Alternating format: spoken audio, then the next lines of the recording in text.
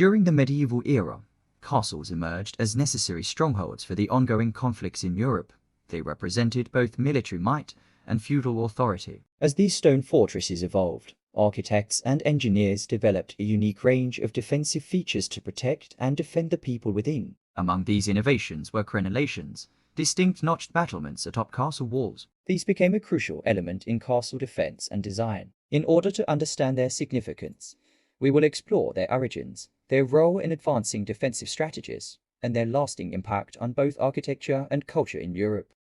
Crenellations first appeared in the early medieval period, around the 9th and 10th centuries. These battlements consisted of a series of alternating raised sections, known as merlons and gaps, otherwise known as crenels, which allowed defenders to fire weapons while remaining protected. This design was a significant improvement over earlier, simpler defenses, and offered a practical solution to the challenges of medieval warfare. Windsor Castle in Sussex, England, is a primary example of early crenellation design, which enhanced the defendant's defensive capabilities and provided both cover and a platform for counter-attacks. As siege tactics became more sophisticated, so did the need for effective castle defenses. The 11th and 12th centuries saw the rise of advanced siege techniques such as siege towers and trebuchets, which could breach traditional fortifications. Crenellations adapted to these new threats by allowing defenders to engage attackers from behind protective walls. For instance, the Tower of London was reinforced with crenellations to better withstand prolonged assaults, addressing the increasing complexity of siege warfare.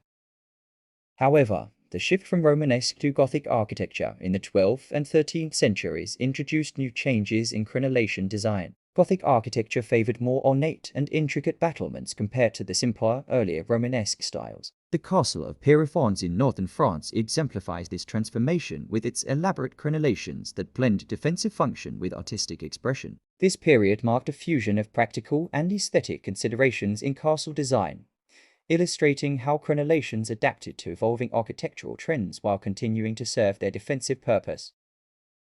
They also served as symbols of power and prestige. When considering the design and complexity of crenellations, they often reflected the social status of the castle's owner. Again, for example, Windsor Castle not only served defensive purposes, but also showcased the grandeur of the royal family. The introduction of gunpowder, however, in the late medieval period revolutionized military tactics and necessitated changes in castle fortifications. Traditional crenellations were less effective against the firepower of cannons and muskets. So as a result, castles began incorporating thicker walls and lower merlons to better withstand artillery attacks. The Castle of Vincennes is a notable example of this adaptation, with modifications made to its crenellations and overall structure to counteract the threats posed by early firearms and potential cannon fire.